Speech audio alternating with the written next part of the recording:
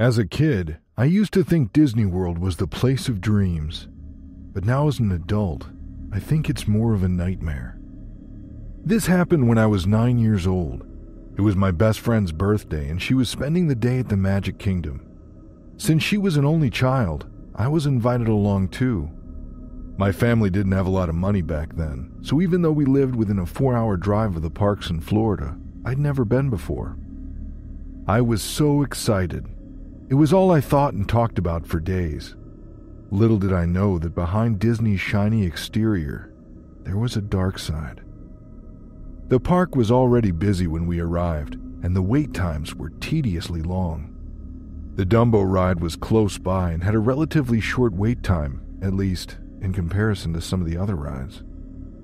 My friend's mom didn't want to go on the ride, so she left us both in line with her dad.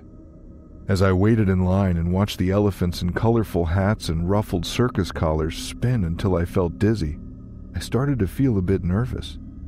Hey, everyone knows it's one of the least scariest rides there, but I'd never been on a ride like it before, and the height mixed with the jarring organ melody was adding to my anxiety. As we got closer to the front of the line, my nerves increased. I knew I couldn't just leave because then my friend and her dad would have to leave too. So I tried to block out my fears by concentrating on which elephant I wanted to sit on. Purple was my favorite color, so I was determined to get on the purple elephant. Each elephant vehicle could fit 2 people. Watching from the front of the line, I saw mostly kids sitting together or with their parents. My gaze fell on the purple elephant, and I noticed this one woman sitting there alone. She wasn't smiling or showing any sign of excitement, unlike everyone else on the ride. I didn't think much about the woman's behavior. My attention was only on her because she was on the purple elephant. The ride stopped and the other people got off the rides, and the attendant opened the gate and told us to sit where we wanted. My friend and her dad ran towards the orange elephant, and I hurried over to the purple one. I noticed that the woman from before was still sitting in it. Everyone else had gotten off, except for her. On seeing me, she stood up, smiled at me, and then made it look like she was about to get off the ride. I climbed in and waved to my friend, who was on the opposite side of the ride. I felt a weight next to me, and turned to see that it was that woman. She hadn't gotten out of the elephant. Instead, she'd sat back down next to me. She placed her hands in her lap and gave me this unsettling smile. I felt uncomfortable. I didn't want to be next to this stranger on a ride, let alone one who had tricked me into thinking she was getting off the ride. I gave her this awkward smile back. Then the organ melody began, and the ride jolted into action. As the ride moved up and down, I sat there, gripping my knees in fear. That woman just kept looking at me with a cold stare. I squished myself as far away from her as I could, and I couldn't help it.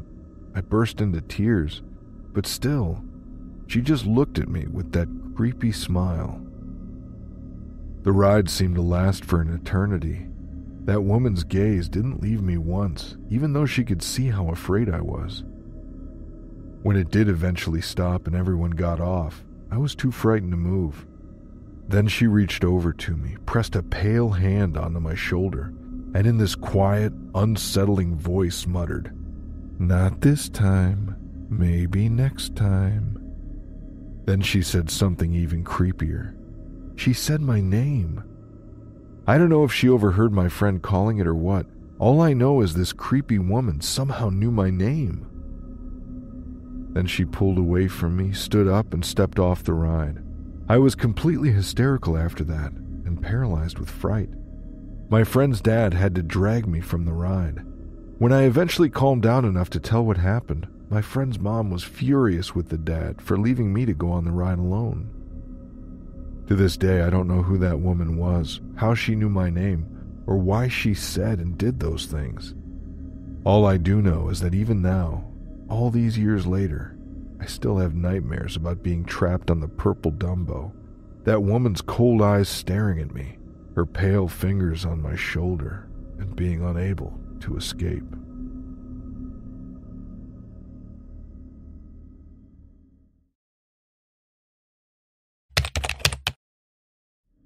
Halloween scares are exhilarating, right?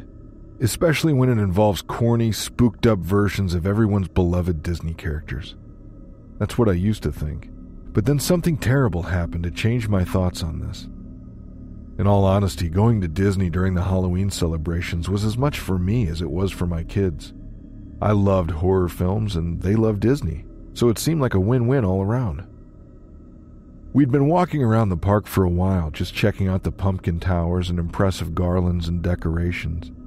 We went in the daytime, so it was a tame, spooky vibe full of mummified Lego men and the Hocus Pocus sisters. I left the kids with my wife and lined up at a food window to get sodas for everyone. When I walked back over to them, they were talking to a character with long red hair and pale blue skin. I didn't know who she was meant to be. I've since learned it was Sally out of A Nightmare Before Christmas, a movie I'm not familiar with.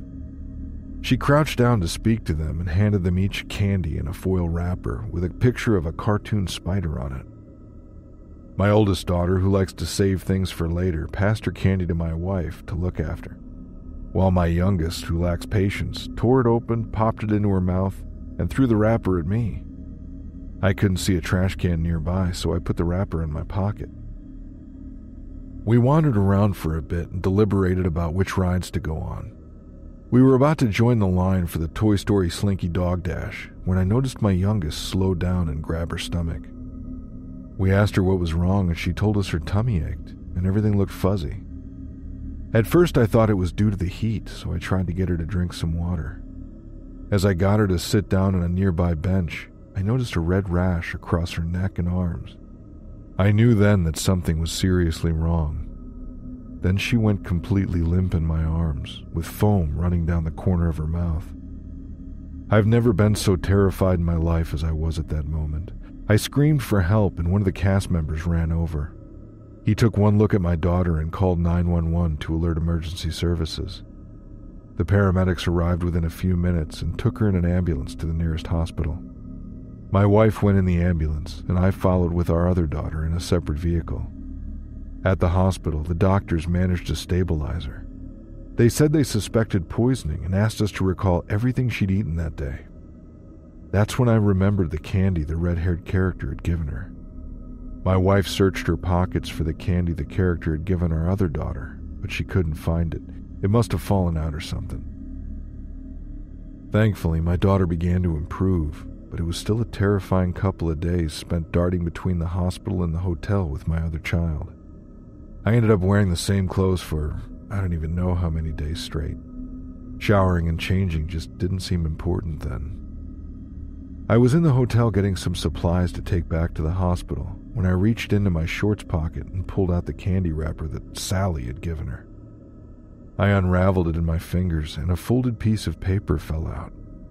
Written in a smudged, dark red substance, it said, "Have a deliciously deadly Halloween." On reading that, I had this gut-wrenching realization that that character at the park was the one that poisoned my daughter. The park found footage of that Sally and confirmed that they had actors dressed as this character, but she certainly wasn't one of them, and the costume wasn't one of theirs either. There were no records of other kids being poisoned that day. I'm relieved that no one else was harmed, but I'm also furious this happened to my daughter. The investigation is still ongoing, so I can't get into it too much. I just don't know what would possess someone to dress up, sneak into a park, and hand out poisonous candy to a kid.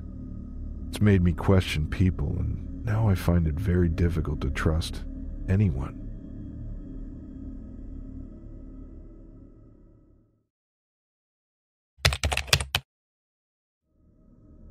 One of my first jobs after leaving college was working at Disneyland. As a young, athletic guy, I mostly ended up in one of the mascot costumes. Trust me, being stuck in one of those for hours at a time during the scorching heat was an endurance test. I struggled with it at times, but continued doing it as I enjoyed seeing how excited the kids got. Especially when I was in the Mickey Mouse costume. I felt like a hero in that. One particular day, I was wandering around the area close to the castle with my colleague. It was her job to get the kids to interact with me, but also, as my view was limited in that thing, she guided me around the park and made sure I didn't fall over or walk into somebody. I hadn't been feeling well. Unbeknownst to me at the time, I was coming down with a virus, but at the time I just put it down to tiredness and the heat.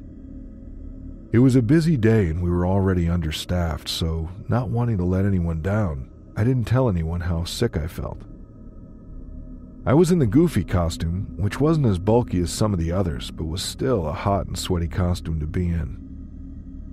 We'd normally walk around the park for a bit and then go take a break. But I'd only been standing there for a couple of minutes, and honestly, I felt like I was going to pass out. It was horrible, as excited kids were running over to me, and I was trying my best not to throw up in the costume. My colleague was talking to a family, and I just couldn't get her attention. I started feeling like I was going to black out, and that I needed to get out of that costume. I didn't want to pull the Goofy hat off right there and destroy those kids' childhoods, not to mention it was against the rules. So I managed to get to a nearby area which I knew was usually a bit quieter. Only one other visitor was there, a man wearing a Mickey t-shirt and sitting on a low wall. I pulled the Goofy hat off, but that wasn't enough. I felt horrible, and the man must have seen how sick I looked as he came over to me and asked if I was okay. I managed to mutter that I felt like I was going to pass out, and he helped me unzip the costume and pull it off. As I sat there on the wall with my head in my trembling hands, this man stood next to me and started telling me how he was waiting for his family to get off Space Mountain. It might have been because I was sick at the time. I had no reason to question this guy. He offered to get me water. I agreed and thanked him. Then I heard him leave and didn't think anything of it. After some time had passed and he hadn't returned, I looked around, but there was no sign of him. That wasn't all. There was also no sign of the Goofy costume. I started to panic since, like I said, I wasn't allowed to take the costume off in this public area. I knew it had to be that man who took it since no one else was around. I forced myself up and, grabbing my stomach, forced myself to go find my colleague so I could warn her what happened.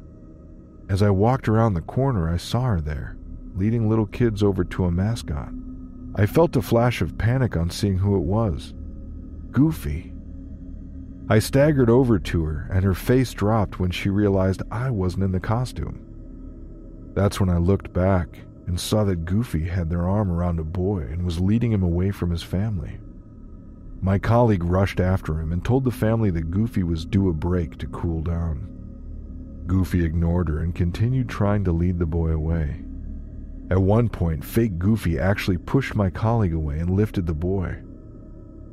I was so dizzy I could barely stand up, but regardless of this, I managed to go over there, my intention to try and help the best I could. Fake Goofy wasn't giving up.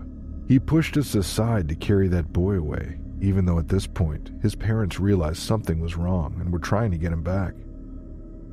Luckily, security arrived and led the imposter Goofy away. As suspected, it was the man in the Mickey t-shirt. The security footage showed him enter the park alone and head straight for that wall. There was no family on Space Mountain. He'd been there for hours before I sat down near him, almost as if he was waiting for his chance to execute his devious plan. The intruder Goofy wasn't charged. I think he managed to fool the authorities into thinking he was just some lonely Disney fanatic, but he was banned from the parks. Call it a hunch, but I know his motives were more sinister than that. Just thinking about what could have happened if security hadn't shown up gives me the chills. I'm just relieved that nothing bad happened to that little kid. I never would have forgiven myself if it had. I haven't been back to any of the Disney parks since then. I have kids now, and they're desperate to go, but just don't feel comfortable. I know what happened was unusual, and it was a long time ago. There are far more procedures in place now. But I just can't help but worry that it happened once before, so that means there's always a slight chance it could happen again.